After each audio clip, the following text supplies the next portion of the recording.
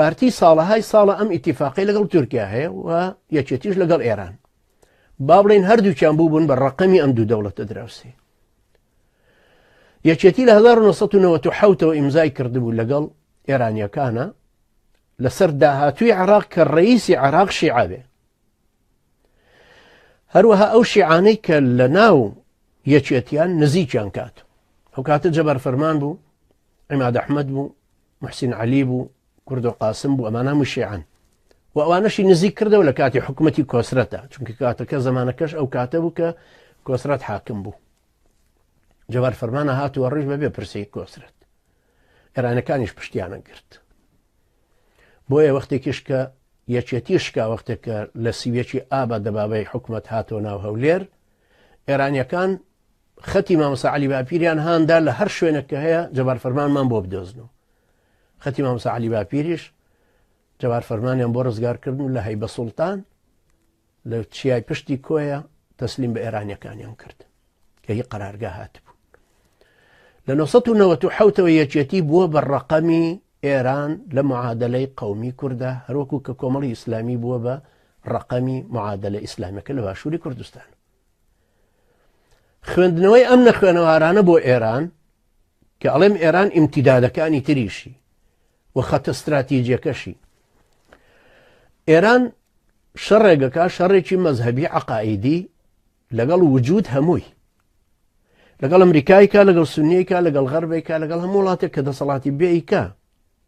بەڵام بەنیسبەت ناوچەی ئێمەوە خەتێکی استراتیجی هەیە کە زۆر جارمان ئیشارەت پێداوە. خەتێکی استراتیجی دروستەکە لە کرماشان سنە بۆ سلەیمانی، بۆ هەولێر، بۆ قامیشلوو، ئەڕواتەوە ئیتر بە حەڵەبا بێ بە خواروتریا ڕواتەوە بۆ تەرتوس و بانیاس کە ئێوە ئەم خەتە دروست بکات لەبەرەوە لە تەرتوس و بانیاسەوە دێ بەرەوە حمص، بۆ دیمەشق، بۆ زەبەدانی، بۆ ناو لوبنان، بۆ حیزب الله. ئەم خەتەی لە حیزب اللهەوە دەست پێەکە لە جنوبی لوبنانەوە دێ بە ڕۆژ ئاوای سووریایە سەرەکەوێتەوە بۆ تەرتوس و بانیاس و هەتاکو نزیکی ئەنتاکیە کە تورکایە، دێتەوە بە ئیدلیب و حەلەبا، دێتەوە ئەمجارە بە مەنتقەی کوردیەکانە بەرەو قامیشلوو بۆ سەر سنوور، ئەنجا دێتەوە بۆ ناو مووسڵ یان بە دوهۆک بۆ هەولێر، بۆ سلەیمانی، پاشان بۆ کرماشان، بۆ سنە، بۆ ئەم قووەتە بەڕیە کە هجوومێکە شوێنێکە خەتێکی عسکەریە دروستیەکە بەو شێوەیە. پارتی نەئەبوایە لەمە غافڵ بێ. پارتی نەئەبوایە لەمە غافڵ بێ کە یەکێتی بووە بە ڕەقەمێک لە معادلەی ئەمنی قەومی کوردستانی ئێمەیە بەدەست ئێرانەوەیە. باڵەکانی یەکێتی چەند لێک بترازانایە هەمویان هەر تەسلیم بە ئەو ئێرانە بوون کە ئێستا قاسم سلەیمانی دەیانی وەکو ئەوانە خاتە پێشخۆی و ئیتیفاقەکانیشی پێکردو. پاشان تێگەیشتنی پارتیە وایە عەقڵی باشتر پێ بشکێ لەوەی کە لەم شەڕ و گۆڕانکاریە گەورانە و حەشدی وەحشی و دروستبوون و ئەوانە و لێدانی سونی خۆی مستهدەفە. لەم گرتنەوەی کەرکووک و شوێنەکانی تریشە پارتی مستهدەفە. بۆ لەم خەتە استراتیژیی کە باسم کرد، کرماشان لە سنە بەرەو سلێمانی و ئەلێرە هەولێر ئاوا وەستاوە، ئەنجا ئەوانی تر بەم شێوەیە وەستاونەتەوە لەسەر خەتی ئێران. لێرە بەردێکی گەورە هەیە کە پێوترە پارتی. هەدەف استراتیجەتی ئێرانی ئەوەیە ئەم بەردە لابە.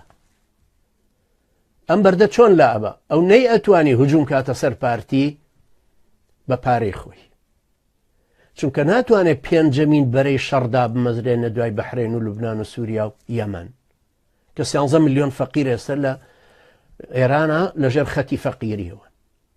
ئەم شەڕی بەرامبەر بە پارتیە بوو بە ئیستینزافی، ئەگەرچی هەر بە کوردیشی ئەکرد، بەڵام ئێستا هەلەکەی باشتر بۆ ڕەخسە. هەرێمێک دروستەکە ئێستا هەڵەبجە سلێمانی کەرکووک موچەکە لە بەغداوە دێ، خۆیان خۆشەویست دەکەن، ساڵێک ساڵ و نیوەک 2 ساڵ پشووە دەن، موچەکە دەنەوە بە خەڵکی بۆی زۆر لە خەڵکەکە بڵێن ئەم سیستمە باشترە لە پارتی. دوایەوە یەکێتیەکان کۆ کاتەوە، یەکێتی و حەشدی وەحشی و پەکەکە و پەیەدە و یەپەدە و نازانم لەو تووڕەهاتانەی تری ئەهلی کوفر، دیسان ئەوە هجوومێکی تر دێتەوە بۆ سەر پارتی کە ئەبێت لەو شوێنە هەڵکەندرێ و ئەبێت تەسلیم ببێ بەو واقعی کە ئێستا چۆن دیبەگە و مەخموری ببێ شەڕ تەسلیم کردووە، ئەبێ ئەم خەتە ئەمانە عسکەریە بە سلێمانیا بە هەولێرە بڕاتەوە بۆ مووسڵ و بڕاتەوە بۆ ناو سووریا. اعترافیشی پێەکەن بەمە ئەگەر هەر بلێ بەرزانیشان پێهێشت بێتەوە ئەو شوێنانی پێچۆڵەکە. ئایا پارتی خۆی ئیستعدادیەوە هەیە؟ ئەوەندە نە خوێنەوار نەیەتوان ئێمە بخوێنێتەوە؟ ئەوەندە نە خوێنەوار نەیەزانی کە 3 ساڵە تۆ 365 ملیۆن دۆلار مانگانە بەس لە هاڤانە و بای حەسەن وەرەگری؟ ئەی تۆ نازانی کە یەکێتێکەش خەسمتە بیرە نەوتەکانی خۆی بەشی ناکە کە خۆی قیاسە کاتۆ لەگەڵ تۆ؟ ئەی تۆ نابێ حسابت بۆ ئەوە کردبێ 160,000 پێشمەرگەتان دروست کردووە و 140,000 پۆلیس و ئاسایش و دژە تیرۆر و ئەم هەموو جڕوجانەوەرانێک کە دروستان کردوون ئەمانە کوێیان بەشی بەرگەی حەشتی وەحشیەگرن کە بە اعترافی جەعفەرە تووتە یا تورتە چونکە نازانە قسە بکە کوردواڵە عادەتە نێشە هەر پرتە پرتی بێ پێڵە فلانە بتورتە بە اعترافی خۆی لە 15,000 پێشمەرگە بوو. 15,000 پێشمەرگە گەر پێمە 15,000 پێشمەرگەی سەرەتای دروستبوونی شۆڕشی کورد وایە چ ئەیلول چ گوڵان چ ئەوانە یەکێتی 15,000 پێشمەرگە حیزبی باسییان لە دووزاق نابوو، جێشی عراقیان لە دووزاق نابوو کە ئێستا لە زانیم قووەتەکانمان بەرابەر یەکنین. تۆ دەبابەکەت ڕای کردو ئەگەر کلاشینکۆف بەدەستەکە ڕای بکردایمانوش وچە نەزەریی تایە بەرامبەر بە ئەو وەحشیانەی کە هاتوون بە چەکی ئەمریکیەوە.